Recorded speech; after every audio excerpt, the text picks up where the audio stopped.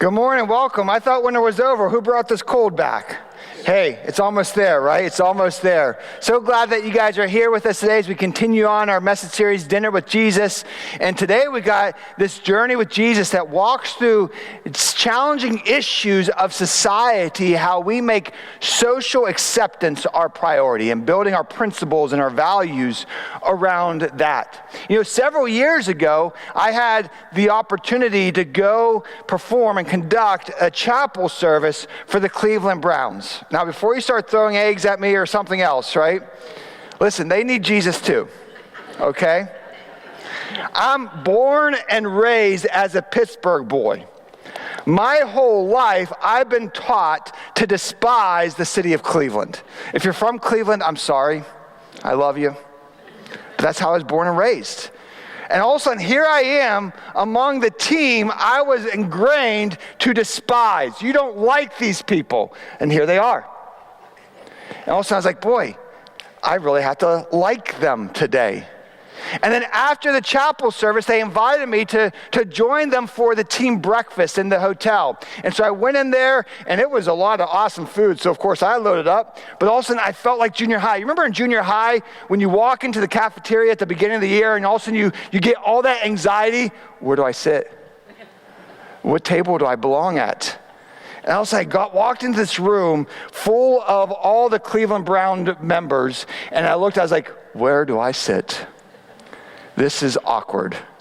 I'm just going to go find somewhere else. And then just in that moment, probably seeing my awkwardness, one of the players, he was a starting tight end. His name is Benjamin Watson. If you ever followed him, he is the real deal. I encourage you to follow him. I mean, he speaks truth in our society. And he called out, he goes, hey, Pastor Bill, come sit with us. Come join our table. And all of a sudden there, I shared breakfast with 6 or 7 of the Brownies and really got to know them, their families, and what was going on in their lives. And all of a sudden it just hit me. How often we get so focused on these principles that we live by for social acceptance and social status.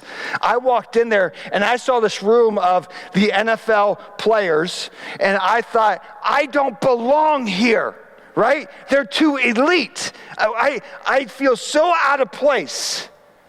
And they could have said, hey, Bill, you're not one of us. You don't belong here. But guess what they did? They welcomed me into their table.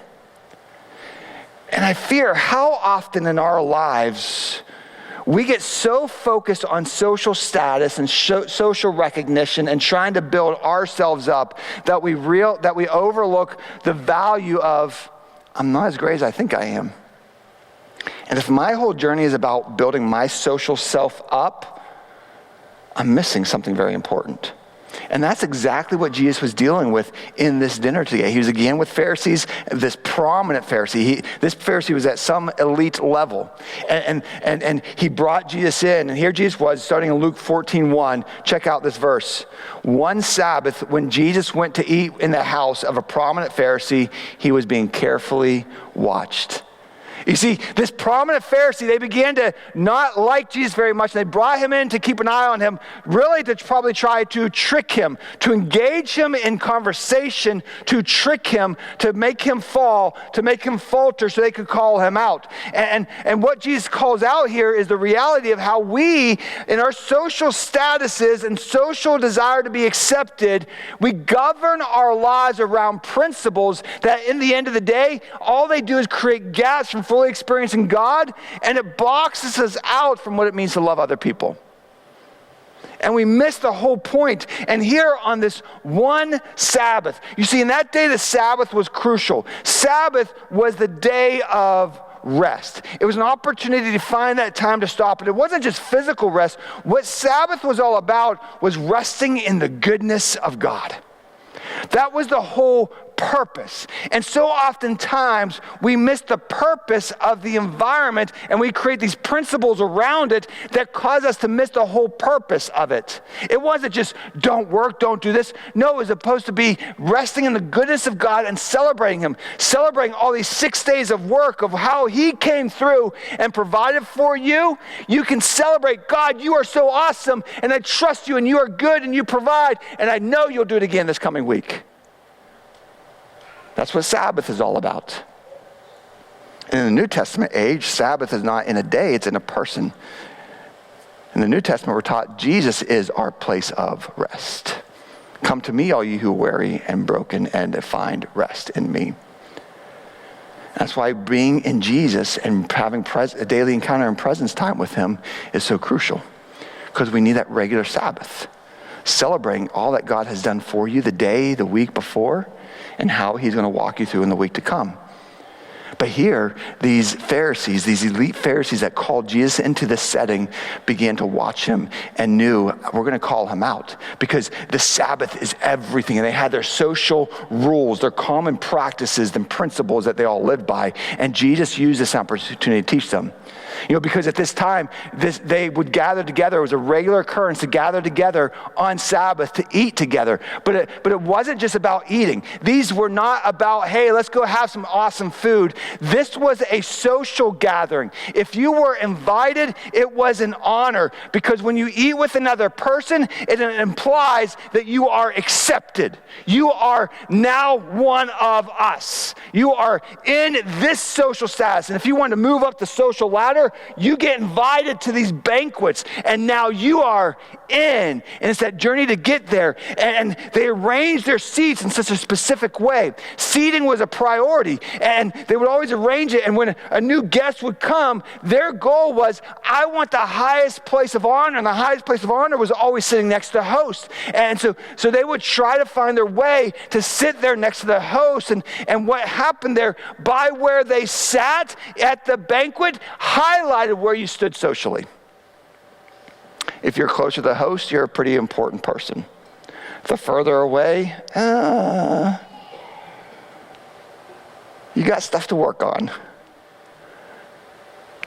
And this environment was all about the social status, building each other up. And Jesus used this Sabbath meal to challenge them, to call out specific issues of their principles that they were living by that really was causing them to miss the bigger thing. And Jesus is pointing out something. These social rules that we live by, guys, I'm going to be honest with you. What Jesus is saying here, these social rules that we tend to live by makes us non-useful for the kingdom. We lose our usefulness for the kingdom when our focus is the social rules and the environment. And we miss it. Sometimes, friends, our usefulness for the kingdom is hindered by principles that we allow to govern our lives.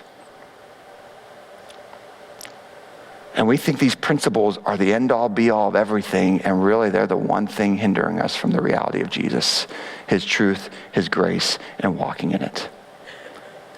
And experiencing that. Because everything, this is what we've been talking about over and over again throughout this series. Everything about following Jesus, everything about walking with him hinges on two commands. Love God with all your heart, your mind, your soul, your strength, everything that you are. Give everything to him. And then love others as yourself. Everything falls under this.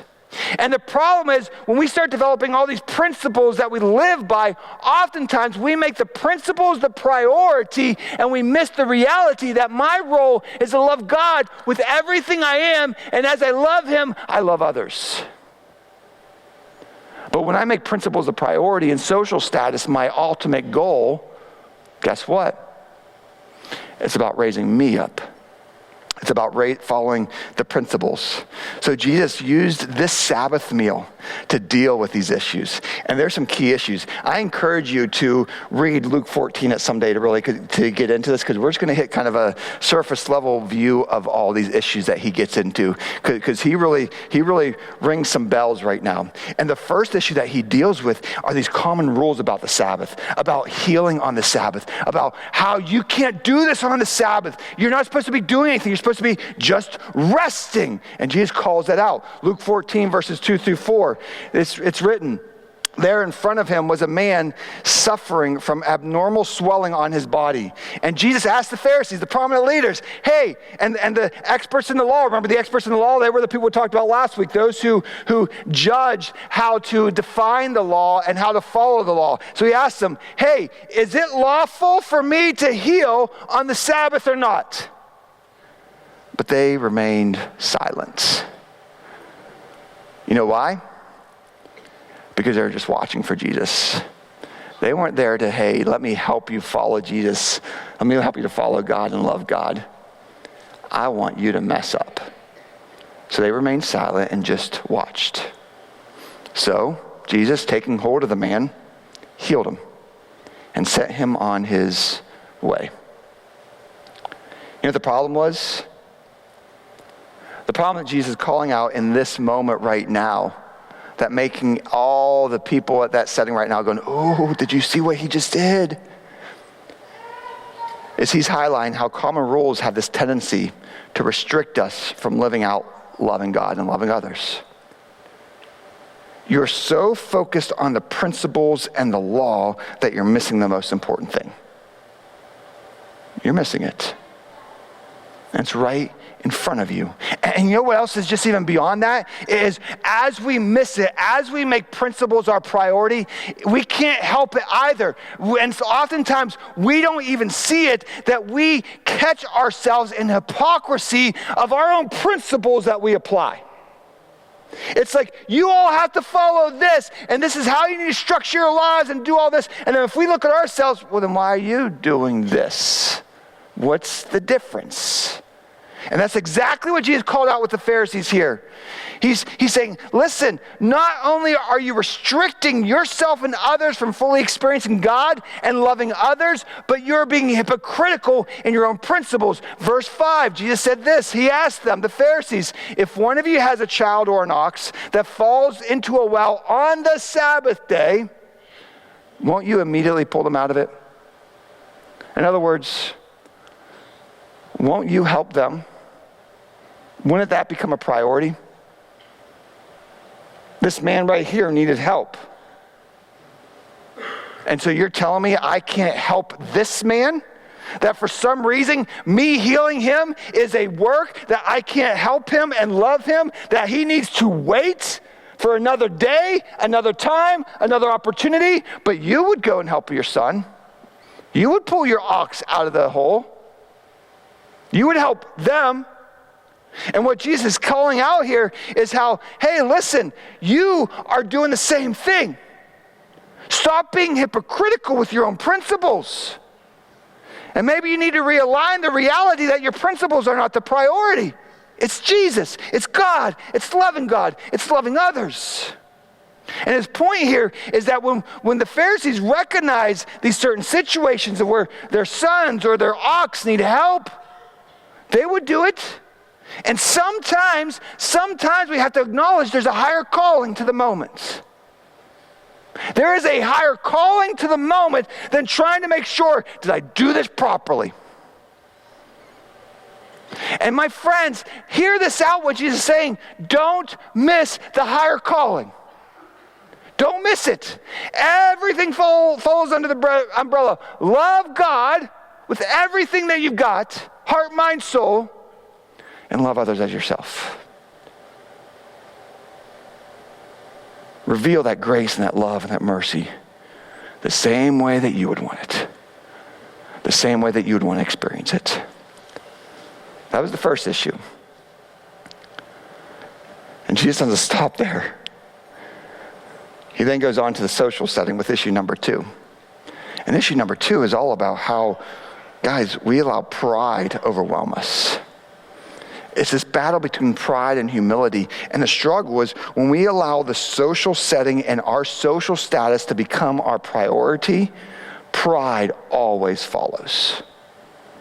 Pride always follows. Because in that framework and that mindset, what we are doing is we're trying to build ourselves up rather than living a life that pursues God and builds other people up. That's the path of humility. Humility is, I'm going to love God and give him everything I've got as I live in a way that tries to build other people up above trying to build me up. And that's what Jesus dealt with. And in that society, how they allow pride is choosing the best seats. Like I said, finding that seat of honor, rising up the social status line. Verses 7 through 10, look what Jesus says. When he noticed how the guests had picked the places of honor at the table, he told them this parable. When someone invites you to a wedding feast, do not take the place of honor, for a person more distinguished than you may have been invited. If so, the host who invited both of you will come and say to you, give this person your seat. Then, humiliated, you will have to take the least important place. But when you are invited, take the lowest place, so that when your host comes, he will say to you, friend, move up to a better place. Then you will be honored in the presence of all the other guests. What Jesus is dealing here was not just behavior at a banquet. He's ultimately dealing with our behaviors in life. And I feel we all struggle with this. I do too, I'll be real. We all struggle with this, right? We get so focused on our social status, trying to get in the better seats, to build ourselves up the social ladder, the corporate ladder, whatever it may be, that we push other people aside so that we get the recognition. The problem is the more you focus on trying to get yourself the recognition, you're gonna trip up and fall. Because pride always leads to sin and destruction. And that's what that is. It's building that up. And the common practice in this day was, let's find the best seat. Let's find it out. Unless someone with more honor comes in, then I can't be there. And what Jesus is saying here, hey, save yourself the humiliation. Because what would happen if you go in there, it's like, hey, I'm the best person here. I'm going to sit in the best seat. And all of a sudden the host comes over and says, hey, Bill, seat's taken, right? Move down. Wouldn't that be humiliating? And Jesus says, wouldn't it be better if you actually came into the setting and you picked the lowest seat? And then at that time, the host then comes in and says, hey, Bill, I want to invite you over here. And all of a sudden, in front of everybody, look, you get boosted up rather than being humiliated. And what Jesus is saying here is how we have to walk in humility and walk in that, and how humility is what brings honor. Verse 11, Jesus says, for all those who exalt themselves will be humbled, and those who humble themselves will be exalted. Now understand this, Jesus is not saying this is a ploy. Don't sit in the lowest seat as a ploy so that I can boost myself up. That's pride. That's not following the right way. That's not what Jesus is saying. But if your whole focus is always about, get me the best seat, I want to sit where everybody sees me, you got a heart problem. And you're missing the most important thing. You're missing it. Pride's getting in the way. But we need to live a life of honor that puts other people above ourselves. Putting my personal gains aside. Putting my desire to get recognized aside for the greater good. To honor his kingdom. And you see, the problem is when I sit in the better seat, what Jesus is saying here is when I choose, I want to live my life to always be recognized and be socially accepted and to move up the corporate ladder, whatever it may be. And that's how I live my life. That's all my gains. What he says is, hey, guess what? Enjoy it now, because that's everything you earn is in this world. And that's all you're going to get. And I don't know about you, but everything I earn in this world is not that great. This world's not that awesome of a place. And what he's saying there is that by doing that, you earn everything in this world and you miss out on the eternal kingdom reality. But when you live a life of humility, there you experience the kingdom goodness. What you receive in the kingdom, God's goodness, his love, his light, how you get built up there. You see, my friends, honor is experienced through humility. That's the path. And when we struggle with social acceptance and trying to build ourselves up, pride is always right there, very much involved with it. And before you know it, we get destroyed. We get humiliated. Our pride gets in the way. Live a life of humility.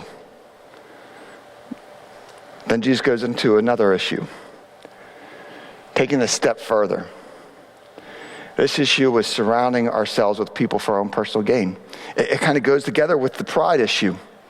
How when I move up to this ladder, or when I'm hosting a banquet, or when I'm developing a social network, I'm gathering people around me in order for me to be built up, in order to help me get ahead, in order for everybody to say, hey, look who Bill has coming to his party. Isn't he pretty cool? And so often we find ourselves in the status focus of trying to build ourselves up and getting personal gain by who we invite. Hey, if I invite you to this, will you help me out the next time? And here's the scary thing. Sometimes when we develop and are so focused on social networks, we develop friendships and networks all based upon what could you provide for me? If I take you out to dinner tonight, will you give me a freebie tomorrow? And it becomes our focus. And before you know it, we lose the sight and the reality of generosity. Loving others through the acts of generosity. Verse 12, look what happens. Jesus said to the host, so first he deals with the people in their seating arrangements. Now he's directing himself to this prominent Pharisee. Hey, when you give a luncheon or a dinner, don't just invite your friends, your brothers, sisters, relatives, or your rich neighbors. If you do, they may invite you back, and so you'll get repaid. That's all you'll get. Because what Jesus is dealing with this issue is when you have a dinner party, there was for one purpose. It wasn't to, hey, I want to catch up. It had one purpose, and that one purpose was impression. That one purpose for their gathering was, I want to impress you. Every person comes in here, and everybody that's sitting outside in the yard, on the street, looking in and wishing they were in here, I just want to impress them. Impress them with who I'm connected with, what I have. Look how beautiful my house is. Look at the food I provide for you. Look how great I am. And then so doing, it's creating this social network to improve my status. And every person there is with one focus, is improving their social status. It's about impressing. And it's all about personal gain and recognition. And what Jesus is calling out here is, you're so focused on you and impressing others, you're missing me. You're missing me. You're missing the higher calling of loving God and loving others. It's all about what you can gain from these people. And it may not just be resources and money, but it may be the recognition. Look how amazing you are. Look how beautiful your house is. Look at the food you provide. And you can just walk away with your chest, look at me. I feel good about myself now. It's that pride issue. What he's saying is, and as we walk in humility, it's not about, hey, I'm going to surround myself with a network of people to build myself up. I want to surround myself with a network of people who I can love, who I can live generously towards. It's the heart of generosity. See, that's where pride gets in the way, where we either have a heart of greed and selfishness. It's all about, what are you going to give to me, what I can provide for myself, how I can build myself up. Or it's the heart of humility and generosity. How can I love others? How can I care for others? How can I provide for others? How can I love on them?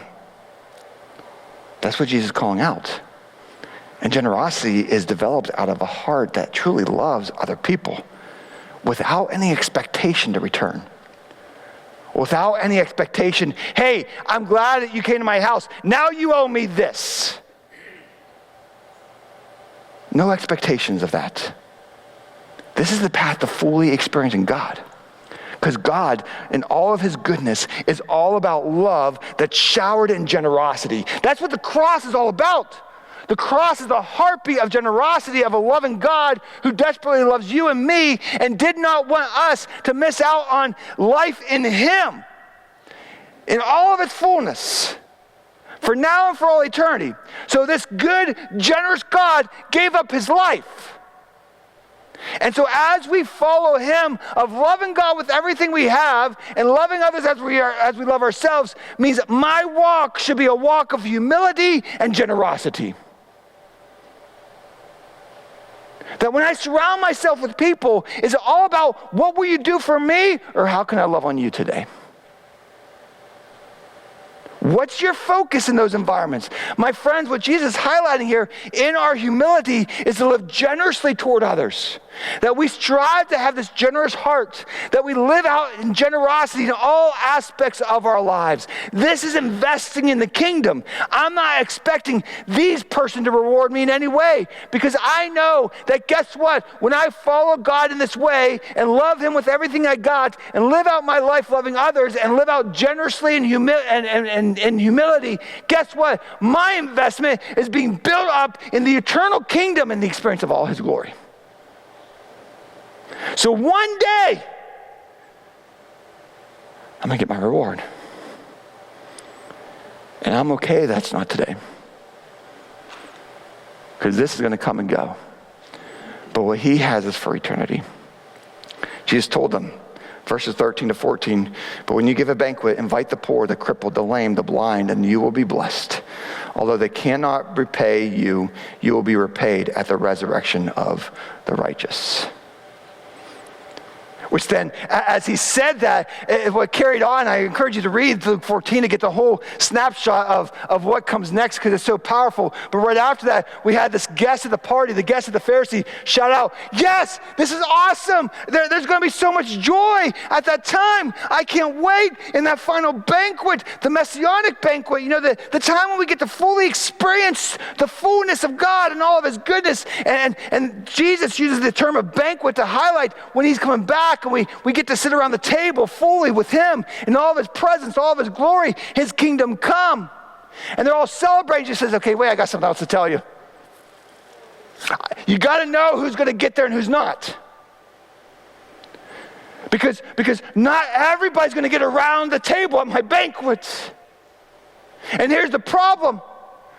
We allow ourselves to get so busy and come up with all these excuses why we can't be there that we miss out. And Jesus is saying, hey, everyone's invited, but not everyone's going to make it because they chose not to. Because they chose to miss out. Because they were too busy. They were so focused on the priority of their own principles, of their own lives, that they were so busy that all they did was make excuses. I'm too busy for church. I'm too busy for this. I'm too busy to serve. I'm too busy to love others. I'm too busy to hang out with Jesus today. My friends, hear this very clearly what Jesus is highlighting here in Luke 14. We need to stop using the I'm too busy excuse. It's got to be done. Because we're using excuses why we can't be in the presence of God. In turn, we're missing out on him. And that's exactly what Jesus is calling it here. He gave this parable to wrap up this time at the banquet. He goes through these series of excuses. I encourage you to read it. But the first and second excuse, the first one was that someone bought a field. And they bought their field and they had to go see it. They had to check out what they just bought. The second excuse was, I just bought 5 yoke and oxen, which highlighted this person was pretty wealthy. They were doing pretty well in life because only a person that wealthy could buy those yoke and oxen. And what he's saying here is how possessions become our priority.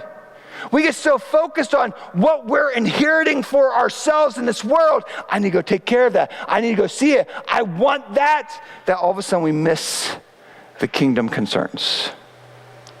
We miss it. And then third excuse, there was a man, Jesus said, that had just got married. He says, I can't come to the banquet. I just got married. I got to go home.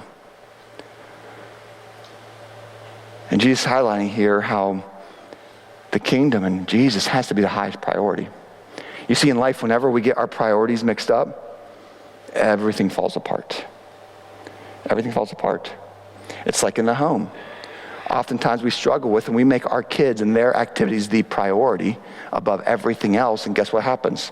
The home structure falls apart. You know why? Because our priorities are mixed up. What's the priority?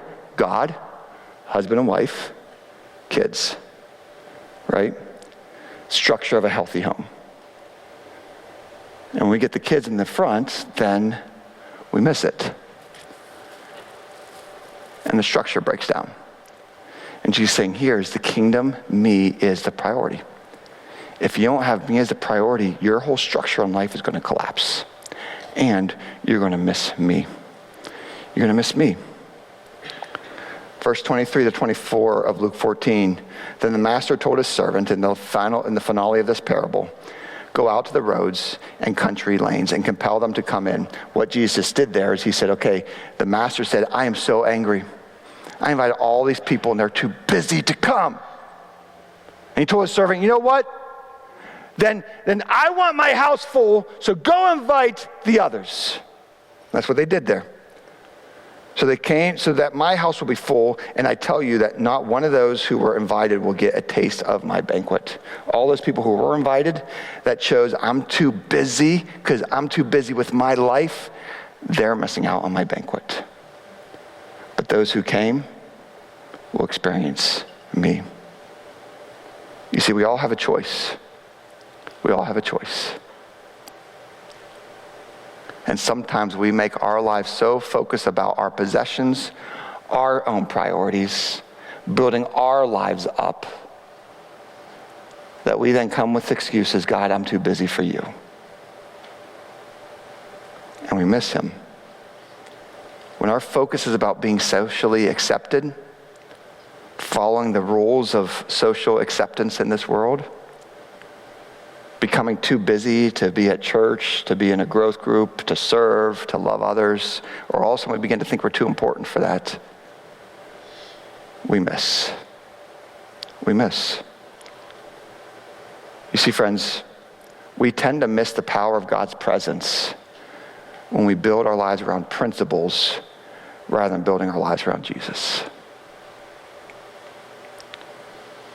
What are you building your life around?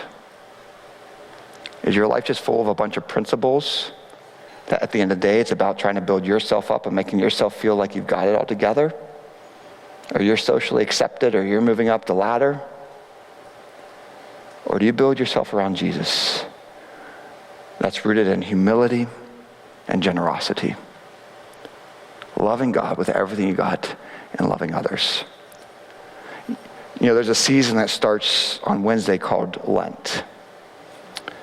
Lent, the whole purpose of Lent is an opportunity as we walk and make this journey into Easter to really focus on Jesus, who he is.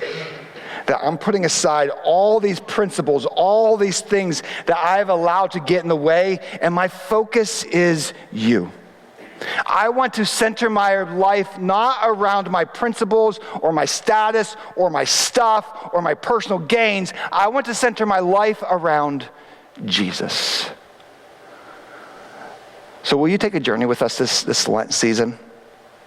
If you see on the board right now, there's a graphic there.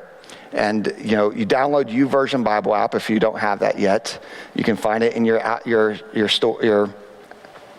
whatever you call those. App stores, right?